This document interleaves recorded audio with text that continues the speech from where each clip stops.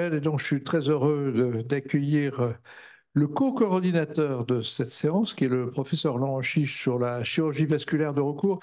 Mais je me permets de faire une petite introduction par le professeur Benamou, puisque je sais les liens qui lient le professeur Benamou et le professeur Chiche.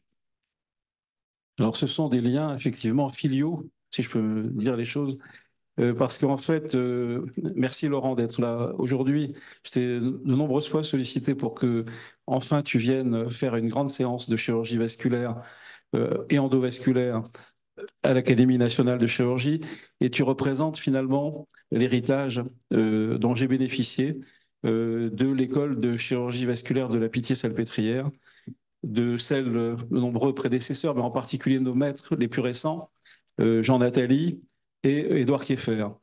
Et quand tu as pris la chefferie de service il y a peu de temps, à la suite de Fabien Coscas, en inaugurant ton nouveau service dans un nouvel espace, en lien d'ailleurs maintenant, ce qui est une évolution très importante entre la chirurgie vasculaire et la chirurgie cardiaque, avec un pont maintenant direct, physique, qui va s'appeler le pont Laurent Chiche d'ailleurs, qui va permettre donc aux patients de chirurgie vasculaire lourde, complexe, qui ont besoin des soins en particulier de circulation extracorporelle, qui bénéficient d'un système global de prise en charge de la CEC au sein même du même CHU et non pas dans des lieux séparés, ce qui était un peu ce qu'on avait connu du temps d'Édouard Kieffer en particulier. Et donc, voilà, merci d'être là, Laurent, parce que cette filiation avec Jean Nathalie et Édouard Kieffer, eh bien, tu as donné aux deux salles de ton service les noms, comme c'est classique à la PHP, donner les noms de nos anciens maîtres. Il y a la salle Jean Nathalie et la salle Édouard Kieffer. Voilà, c'est un hommage. Ça veut dire que leur présence, leur héritage va continuer. Et tu représentes en même temps, pour moi, une excellente synthèse de l'évolution globale des disciplines chirurgicales et interventionnelles, dans lesquelles, finalement, l'objectif est de faire le meilleur possible pour nos patients en combinant, en étant hybride s'il le faut, ou en étant exclusivement endovasculaire. Et donc, voilà, c'est cette vision moderne de la chirurgie vasculaire et endovasculaire dont tu vas montrer l'ensemble des applications les plus importantes, celles que tu dis, la chirurgie aortique ouverte, elle est encore nécessaire pour un grand nombre de patients. Tout ne peut pas être résolu par l'endovasculaire. Et ça, c'est des messages très importants où il faut faire comprendre à nos collègues que la magie de l'endovasculaire, malheureusement, ne peut pas fonctionner partout et qu'il faut parfois plutôt des équipes extrêmement performantes, habituées à la complexité, pour arriver à résoudre correctement des problèmes chirurgicaux qu'il faut résoudre et qu'on peut résoudre, mais à condition d'avoir une main formée de longue date dans le cadre de la chirurgie complexe. Tu nous répondras peut-être la difficulté qu'il y a à former des jeunes collègues dans ce contexte-là, parce que pour se former cette main, il faut le temps, il faut de nombreux cas, et malheureusement, ce type d'exercice se focalise dans des centres un peu rares. Et donc, l'extension de ces formations est difficile et complexe, et aucun simulateur ne peut permettre de remplacer l'expertise manuelle qui est nécessaire dans ces cas-là. Voilà, je ne veux pas être trop long parce qu'il y aurait beaucoup de choses à dire. Et merci Laurent. Et donc, notre président veut rajouter quelques mots, mais aussi il y a notre ami Jean-Claude Couffilat. Non, mais je voudrais simplement rajouter qu'effectivement, la chirurgie est complexe et complètement en droite ligne avec Edgar Morin, qui a bien décrit la complexité et que cette complexité, en réalité, est le propre de l'homme. Et donc, oui, la chirurgie est complexe, les décisions sont complexes et c'est tout en l'honneur des chirurgiens. Docteur Couffinal. Oui, je voulais rajouter juste un petit mot. Et nous aussi, on est absolument heureux que Laurent puisse montrer l'expérience de cette équipe. Mais je voudrais rappeler un petit élément historique, puisque Albert Claude l'a amené, c'est que quand c'était pas si facile pour la chirurgie vasculaire de devenir une chirurgie un petit peu plus complexe et avec l'envie de faire en même temps les coronaires, la CEC, etc. Et je pense que dans ce que tu arrives à faire, c'est-à-dire que ça se fait localement, etc. Là, il y a ici, je crois il va rougir parce qu'il n'aime pas ça. Il y a Bernard Andréassian. Et quand j'étais voilà, et quand j'étais chef à Beaujon, eh bien, Édouard Kieffer venait faire toutes les CEC et nous, les chefs, on les faisait avec pour que la chirurgie vasculaire devienne une chirurgie complète et qu'elle puisse aussi aller dans le domaine de la CEC, des dissections complexes, etc. Donc, merci Bernard, en tout cas, pour cet apport. Et oui. Représente la chirurgie cardiaque au sens classique, et aussi un grand chirurgien vasculaire. Non, mais j'attends avec impatience de voir toutes les performances de l'endo et surtout les limites de l'endo et le nécessaire recours aux techniques traditionnelles, enfin conventionnelles. Merci Daniel. Effectivement, Daniel Loisance représente effectivement une des grandes écoles de chirurgie cardiaque et vasculaire de la PHP. Et c'est important d'avoir ces échanges entre nous. Merci. Ben, ça va être à toi, mon cher Laurent. Merci au professeur Laurent Chiche de sa présence et j'introduis la première communication sur la chirurgie aortique ouverte, certes indispensable pour traiter les cas inhabituels ou complexes. Alors, un grand merci de me donner la parole. Donc, quelques remerciements, effectivement, pour commencer. D'abord, je suis navré pour ma voix, je sors d'une petite pharyngite, c'est pas tout à fait gagné pendant les deux communications, mais je vais y arriver. Merci donc à toi, Albert Claude, et puis à Hubert de m'avoir proposé ça. On manque toujours un peu de réactivité quand on est vraiment dans le jus. Et je crois qu'il y a vraiment quelques jours ou semaines où j'ai dit, ben voilà, si, c'est bon, on va vous faire une jolie séance. Et j'ai la chance d'avoir des chirurgiens qui travaillent avec moi, que vous verrez aujourd'hui, qui sont aussi réactifs et qui ont pu préparer, je pense, de belles communications sur cette chirurgie vasculaire de recours. C'est pour moi, avec beaucoup d'émotion, que je viens ici. Je suis déjà venu il y a quelques années pour présenter. C'était l'inerte et le vivant, si je me souviens bien de cette séance. Thibaut Couture y avait participé. Et j'avais eu la joie de voir les gens, mes maîtres, comme Bernard Andrassian, effectivement. Monsieur Lazance, moi j'avais fait mon DEA à l'époque avec vous quand vous dirigiez le labo et ce DEA de décision chirurgicale. On est tous passés par là. Puis il y a des amis, Philippe Cornu, enfin, je ne peux pas tous vous passer en revue, Fred, avec qui on travaille, Frédéric Vin, voilà. Et donc c'est vraiment pour moi, c'était très très important qu'on ne fasse pas n'importe quoi et qu'on vous offre une jolie séance de chirurgie, puisque vous êtes tous ou presque chirurgiens. J'ai dit ou presque pour Frédéric, mais enfin, il fait beaucoup d'actes également interventionnels. Alors, on s'est divisé un peu le travail. Malheureusement, Jean-Michel Daven est resté coincé pour des histoires de faculté, et donc il a fallu remplacer au pied levé sa communication. On a changé totalement. Sinon, voilà, on va, tous les seniors du service vont passer, sauf Dorian Vercher qui garde la boutique. Parce qu'en chirurgie, comme vous le savez, il faut toujours que quelqu'un garde la boutique. Voilà. Donc, une première communication qui est un petit survol. Donc, la chirurgie reste indispensable pour traiter les cas inhabituels ou complexes. Ça passe avec la flèche, je pense, oui. Alors, il y a un catalogue de cas complexes qu'on pourrait imaginer. Toutes les anévrismes thoraco-abdominaux, toutes les dissections aortiques. Je vais parler un peu d'athérosclérose exubérante, c'est quelque chose qu'on voit moins souvent. Les infections qui seront mieux développées par Thibaut. Tout va bien. Les maladies inflammatoires, certaines tumeurs, c'est assez rare de s'adresser à des tumeurs artérielles, mais là, ça peut être le cas. Des pathologies congénitales, des pathologies du tissu élastique. Enfin, je pourrais continuer comme ça à parler tout seul pendant 2 heures et demie de pathologies complexes, de pathologies de recours, pour lesquelles la chirurgie ouverte a encore un sens. Alors, cette chirurgie aortique ouverte, pour vous, ça vous dit quelque chose. Malheureusement, pour les plus jeunes, il faut qu'ils imaginent, parce qu'ils en voient très peu, quoi. On a des centres où la chirurgie ouverte, que ce soit en France ou à l'étranger, a totalement disparu. Et bien évidemment, la formation dans cette chirurgie ouverte tend à disparaître également. Et nous, on a la chance dans le service de recevoir chaque semestre des internes de l'étranger, que ce soit d'Italie, où la chirurgie ouverte est à peine représentée, ou d'autres pays. Et donc, c'est un peu notre devoir, je pense, de présenter ça et de continuer à former. Et puis, en tant que chef de service, donc depuis effectivement 4 ans maintenant, ça a été aussi mon devoir de déringardiser un peu le service de cette image de chirurgie ouverte exclusive et de faire appel à des gens avec des compétences particulières, que ce soit Julien Godric ou Frédéric Kochniak plus récemment, en chirurgie endovasculaire pour développer également ça. Alors, bien évidemment, je ne peux pas commencer mon topo, et on en a parlé, sans parler d'Édouard Kieffer, parce que c'est un héritage, c'est-à-dire qu'on fait tous partie, je pense, de l'école d'Édouard Kieffer à la Pitié-Salpêtrière.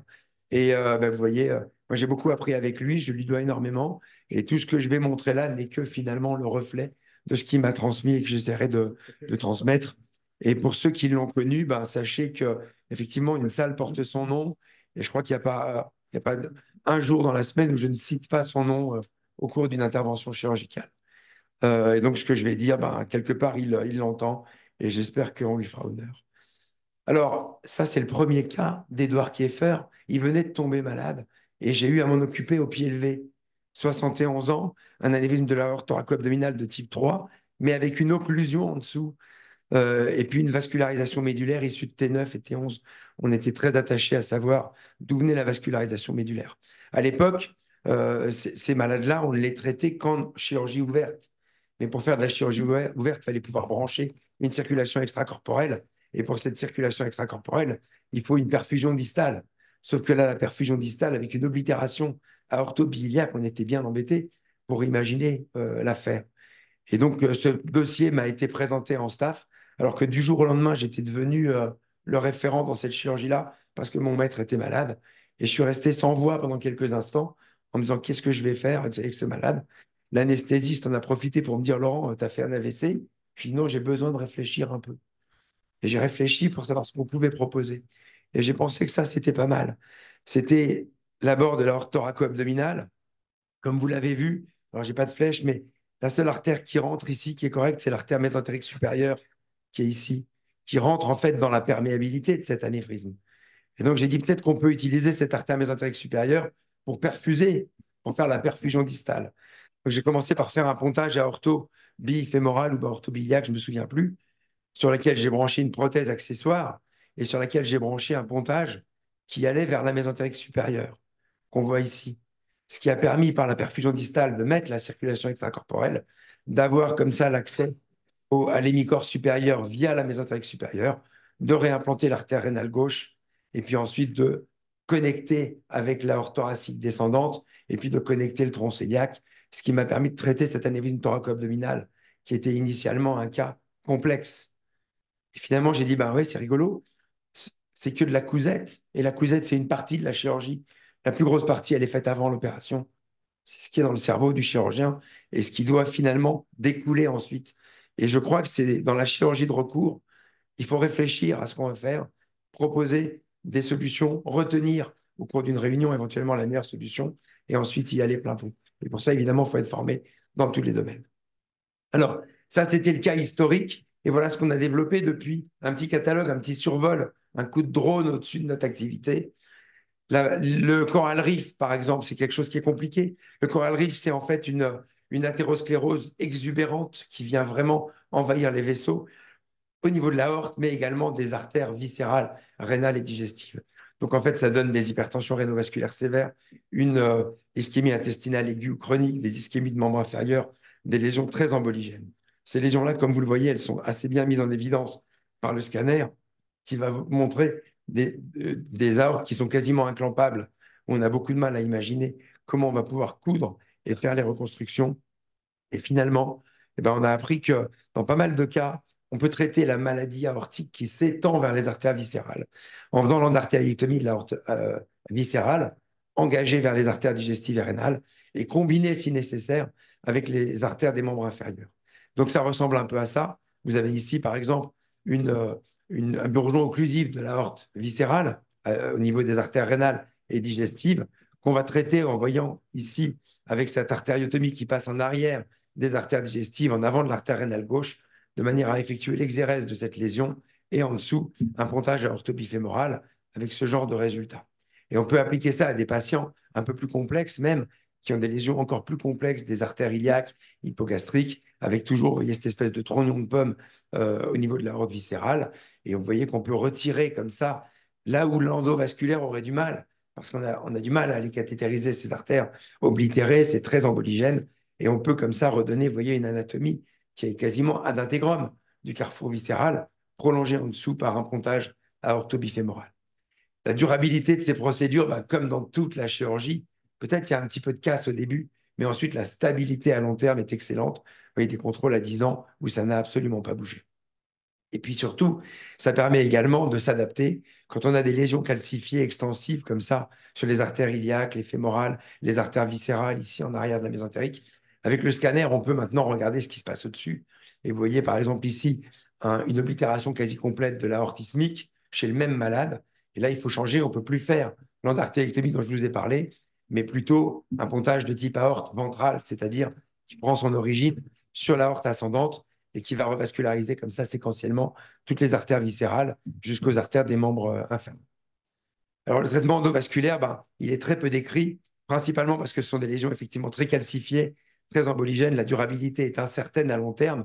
Et d'ailleurs, vous voyez, des patients qui ont été traités en endovasculaire, on est en général assez satisfait de leur enlever leur stent et tout ce qui a été tenté dans d'autres centres, je dirais, parce que ça ne fonctionne pas. Et grâce à cette chirurgie de recours que je viens de défendre aujourd'hui ici, on a des possibilités là où les chirurgiens ou les radiologues interventionnels qui ne sont formés que dans une seule méthode ne peuvent pas proposer de solution.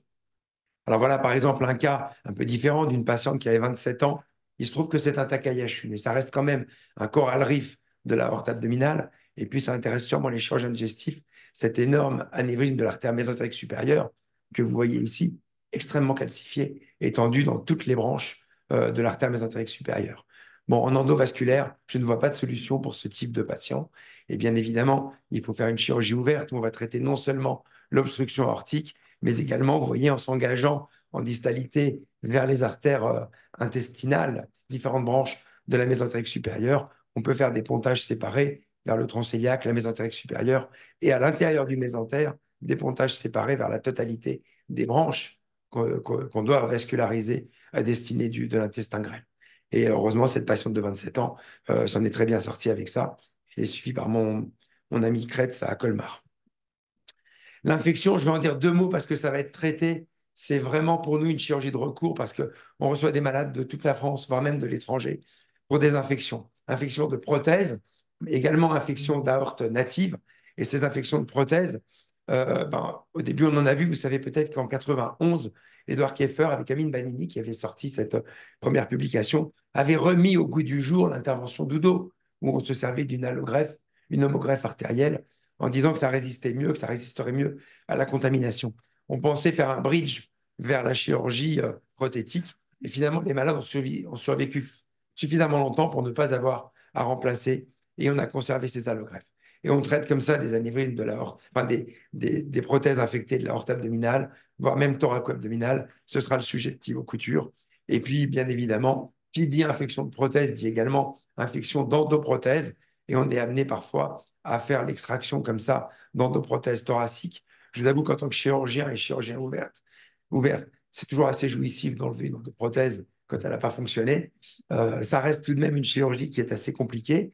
Là, en particulier pour l'aorte thoracique, il faut une circulation extracorporelle et on a en général d'assez bons résultats. Vous les verrez avec Thibaut Couture à la fin. Maladie de Takayasu, pour survoler encore, pour continuer un peu mon survol. Maladie donc, qui est une maladie inflammatoire. Alors, on en voyait beaucoup, et M. Andration a dû en voir beaucoup également à un moment. Et puis, avec le traitement médical maintenant, les immunosuppresseurs beaucoup plus répandus, eh bien, on en voit beaucoup moins, heureusement, parce que la chirurgie n'était pas si efficace.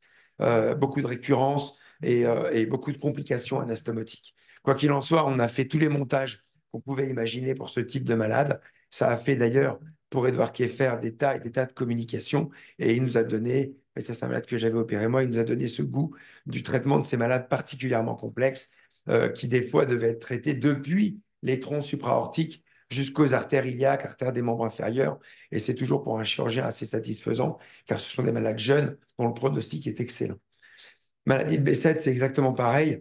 Maladie inflammatoire dont l'abord chirurgical est assez complexe, souvent avec des lésions qui sont comme des trous, vous voyez, à l'emporte-pièce dans l'aorte, que vous voyez sur différents patients ici, ce qu'on appelle l'aphte artérielle. Bonjour, ça va. L'aphte artérielle, on avait Bertrand Wexler qui parlait de ça très souvent à la Pitié, et on trouvait ces trous dans l'aorte. Eh bien, l'endovasculaire va éventuellement permettre de colmater ces brèches aortiques, mais on se rend compte que la forte expansion radiale n'est peut-être pas la meilleure chose qu'on puisse offrir à une artère. Elle se dégrade et effectivement, la chirurgie ouverte fonctionne également pas mal à long terme chez ces patients-là, sous réserve qu'ils soient traités médicalement, bien évidemment. Je rentre encore plus dans les raretés, les tumeurs de l'aorte. Alors là, très clairement, mettre une endoprothèse sur une lésion qui semble être une lésion occlusive seulement pour faire de la place dans la lumière artérielle, ce n'est pas une solution pour ces malades dont le pronostic est effroyable. Et la seule chose qui se discute, c'est bien évidemment l'ablation de la totalité de la tumeur et son remplacement, le plus souvent par une prothèse. Alors, vous voyez que la plupart du temps, ce sont des patients donc, de recours. Vous voyez que celui-ci, il avait déjà eu une prothèse. Et puis, en fait, il y avait eu un petit peu d'anapate qui avait été faite dans le centre où il avait été traité. Et l'anapate avait répondu, c'est pas de l'athérome, c'est bien de la tumeur. Et donc, il faut les reprendre secondairement, comme vous voyez là, et remplacer par une prothèse en faisant la résection. Pathologie congénitale, et j'ai un spécialiste avec moi, des pathologies congénitales, on a de temps en temps à en traiter. Alors, je vous montre une image qui est assez éloquente de ce double arc aortique complet qui ne pose pas un grand problème chirurgical, mais qui reste tout de même une histoire chirurgicale ouverte. On n'a pas de traitement chirurgical endovasculaire pour cette patiente qui faisait bronchopathie sur bronchopathie avec une trachéomalacie chronique. Et il a bien fallu interrompre l'un des axes de cette double arc aortique pour, vous voyez bien, la bronche qui est d'ailleurs abîmée entre les deux ici, pour libérer la contrainte qu'il y avait sur cette bronche souche. Alors encore de la chirurgie ouverte sur ces pathologies congénitales complexes qu'on appelle des coarctations, courtes ou longues, avec des hypoplasies de l'aorte abdominale et thoraco-abdominale, qui sont souvent des malformations de l'aorte abdominale, mais également de toutes les artères viscérales qui en sont issues. Et vous voyez qu'il faut s'en sortir avec des pontages le plus souvent séparés, ou des fois avec des chirurgies encore plus complexes quand on a l'anatomie, par exemple, de cette patiente qui avait une trentaine d'années, qui poussait des brancards dans un hôpital dans le nord de la France. Et à chaque fois qu'elle poussait des brancards, elle faisait des crises d'angor intestinale. Parce qu'en fait, elle volait pour les membres inférieurs, elle volait au tube digestif. Elle avait ce type d'anatomie qui combinait des anévrismes, des occlusions au niveau de l'aorte, des artères viscérales, et chez qui j'avais pu m'en sortir avec une autotransplantation rénale bilatérale et un remplacement de l'aorte abdominale. Encore une fois, je ne vois pas de chirurgie autre que la chirurgie ouverte pour ça. Très rapidement, Marfan et l'air dans l'os, c'est-à-dire toutes les connectivites, maladies du tissu élastique, maladies du tissu collagène. Et ça, c'est une personne qui est atteinte d'un syndrome des lèvres dans l'os, pour lequel on a à faire des reconstructions qui sont parfois panaortiques, complexes. Ça, on ne le fait quasiment plus, c'est-à-dire la chirurgie ouverte en un temps. C'est une patiente d'Edouard Kieffer, ouverte en un temps de l'aorte thoraco-abdominale, ça n'existe plus. C'est beaucoup trop morbide. On divise un peu les temps opératoires, on se sert beaucoup de l'endovasculaire. Vous verrez ça avec Frédéric Kochneck. Ou alors, on a des solutions hybrides qui nous permettent éventuellement de traiter chirurgicalement la crosse aortique, l'aorte ascendante et la crosse aortique, et éventuellement de laisser, avant c'était l'intervention de Borst avec une trompe d'éléphant, et maintenant on a des frozen éléphants de trompe d'éléphant en fait composite avec une endoprothèse qu'on va secondairement rattraper. Et cette chirurgie hybride laisse place maintenant à la chirurgie. Donc ça, c'est une patiente que j'avais donc traitée comme ça. Laisse place maintenant à la chirurgie totalement endovasculaire. Voilà notre terrain de jeu pour la chirurgie aortique complexe, endovasculaire exclusive. Frédéric Kochneck va vous montrer ça. C'est remarquable. C'est vraiment, je pense, la source de questions qui ça va vous interroger. En termes de technologie, on est, je pense, vraiment très, très avancé par rapport à ce qu'on faisait. Mon message, c'est surtout que la chirurgie ouverte reste indispensable pour certains cas. Les centres de chirurgie vasculaire de recours, comme le nôtre, et j'ai la chance d'en avoir hérité, peuvent offrir des solutions ouvertes, hybrides ou complexes qui sont attachées à traiter les patients au cas par cas. Et on doit pouvoir assurer, on en discutera sûrement aujourd'hui, la formation des chirurgies vasculaires dans tous ces domaines de notre spécialité. Je vous remercie. Merci beaucoup, professeur Chiche, qui en plus a respecté les horaires, ce qui est assez extraordinaire. Des questions, des interprétations? Juste un petit commentaire pour dire que c'est un magnifique panorama de ce qui est possible de faire aujourd'hui pour rattraper des situations qui, a priori, paraissent sans solution. J'aime beaucoup les techniques d'endartérectomie aortique étendue. Et c'est une technique qu'on utilisait beaucoup dans le temps, qui a été abandonnée.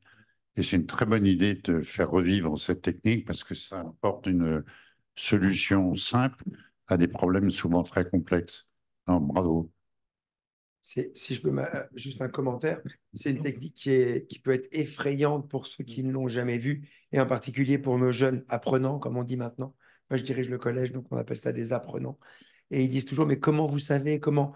Et je dis, ben, tu sais, la chirurgie, c'est aussi du compagnonnage, donc tu as besoin de voir et de revoir encore, et de savoir qu'on a toujours quand même une marge de manœuvre et savoir à quel moment il faut éventuellement recouper l'artère mésentérique en distalité pour être sûr de ne pas laisser ce séquestre qui va basculer et compromettre l'intervention.